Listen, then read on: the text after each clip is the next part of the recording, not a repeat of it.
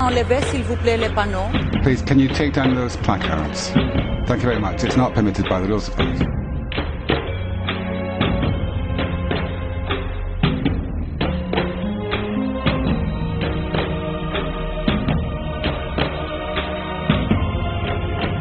Der Ratifizierungsprozess muss uneingeschränkt fortgeführt werden. Unser Ziel bleibt es, den Vertrag von Lissabon bis zu den Wahlen zum Europäischen Parlament im Juni 2009 in Kraft zu setzen.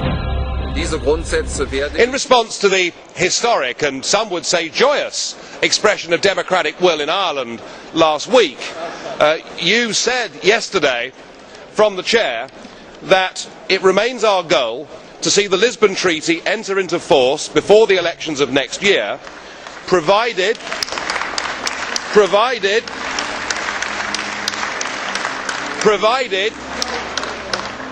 that you agree to this.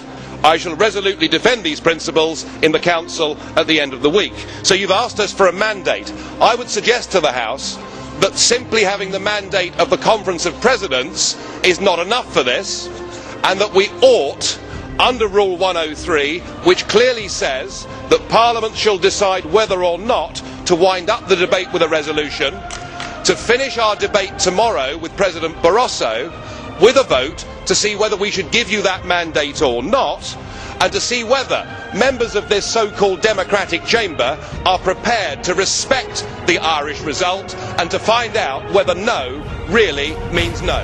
Thank you.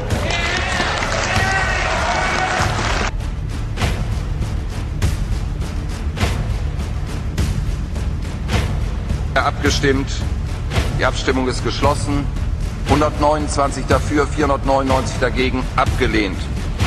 The ratification process is made up of 27 national processes.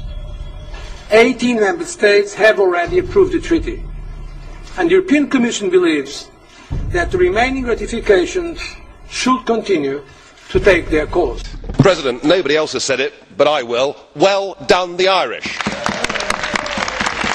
And yet, before the official result was out, there was Mr Barroso holding a press conference in Brussels, looking as shifty and as dishonest as anybody I've ever seen, saying, despite what the rules of the club are, that the treaty is not dead and we continue. Frankly, it was a disgusting display. It was an insult to democracy. It's perfectly clear that the ratifications should stop now and the implementation of the treaty should stop now.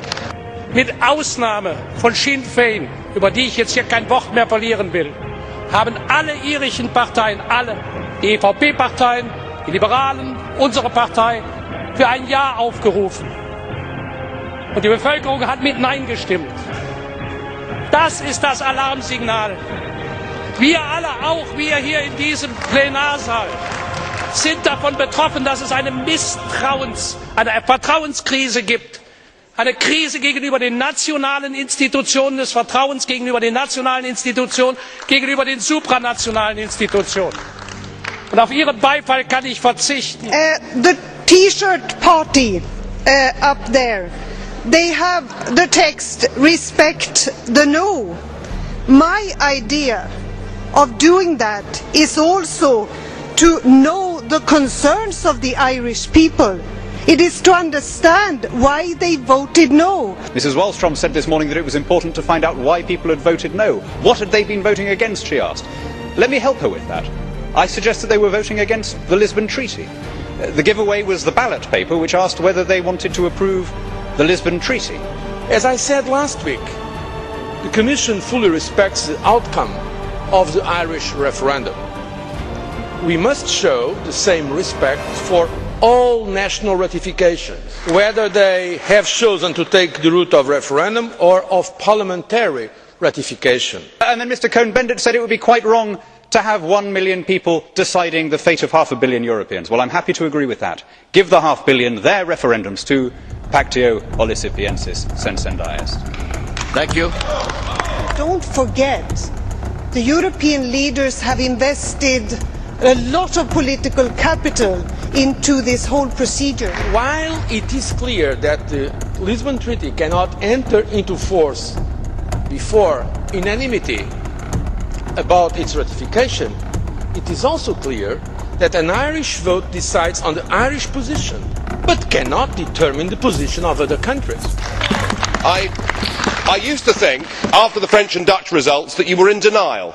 But now I realise that what's behind this is a new phenomenon. It is EU nationalism, and it is the most dangerous political phenomenon to have swept Europe since 1945. You ignore the voters, you are destroying democracy, and you have shown that you will stop at nothing. I hope that we will not be demoralised by this and we will keep our line. What we need is, of course, sailors and navigators for fair weather, but also for difficult times. I believe we should keep the cap and go on with our project so that Europe is more necessary than ever. Well, ask yourself, why are the politicians, why is this class now unpopular? Well, later on today, Mr Barroso, this House will be voting for a new Justice Commissioner, and it's likely that a former convicted fraudster will, after today, be the Justice Commissioner for the European Union. Og alligevel hører man kommissionens formand sige, at ratifikationen skal fortsætte. Man taler om, at et lands skepsis ikke kan bremse udviklingen. Man søger at fremlægge det som om, at det irske folk har et problem. Men det har de ikke. Kløften er ikke mellem det irske folk og Europa. Kløften er mellem Europas folk og Europas statsledere. Kløften er ikke mellem nogle lande og resten af Europa. Frankrig, Holland og Irland ønsker ikke at bremse udviklingen. De ønsker en anden udvikling. Så fat det dog. There has been a great deal of disparagement of my country since Friday. It is as if you feel insulted. If the response to the democratic will of the people that I've heard in the last 5 days is outrage, then there's something wrong. Make no mistake, Ireland is pro-European. We believe, as obviously you do not, that the project has lost its way. It has lost sight of the one thing it needs most, democracy. Es wird sich ein Ausweg aus dieser Krise finden, bestimmt. Auf irgendeine Art und Weise werden wir mit Sicherheit auch die Iren wieder an Bord holen. Aber das wird uns nicht helfen. Was wir brauchen, ist die Erkenntnis, es gab einmal eine Zeit, da hatte die proeuropäische Bewegung eine Seele. Heute hat Anti-Europa eine Seele. Our problem must not be to discuss the speed at which the EU should now move. It should be to discuss its direction. Listen to the people, and they will tell you. If the ratification process continues, it will show that EU leaders have learnt nothing, and that politicians still believe they know best, and that it is the people who are wrong. By definition, the people are always right. It is called democracy. We want an EU which is people-centred and which delivers that democracy. So we must not ignore the Irish vote, we should build upon it. The ratification process should stop, the listening to the people should begin. No. Can I say this is not democracy, what you said, sir? Democracy is to say we respect the Irish as we respect every other member state's decisions. Let's continue the process. This is what we have to continue today. And that is also why the Commission, of course, will continue with what we started now a couple of years ago, called Plan D, as in debate, dialogue and democracy.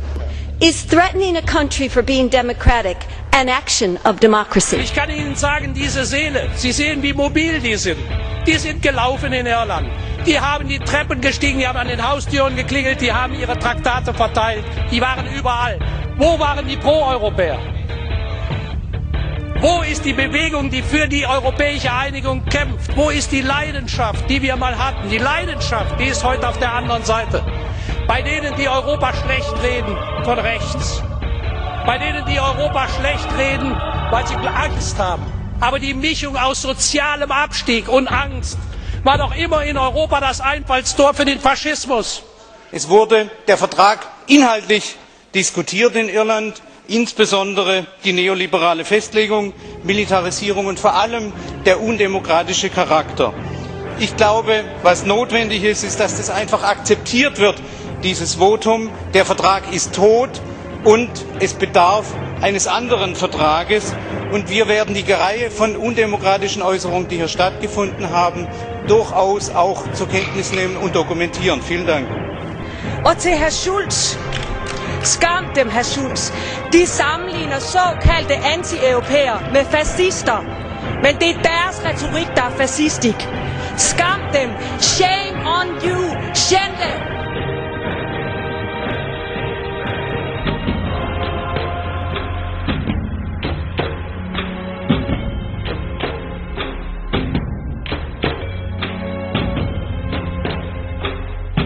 Sometimes I like to compare the European Union as a creation to the organization of empires.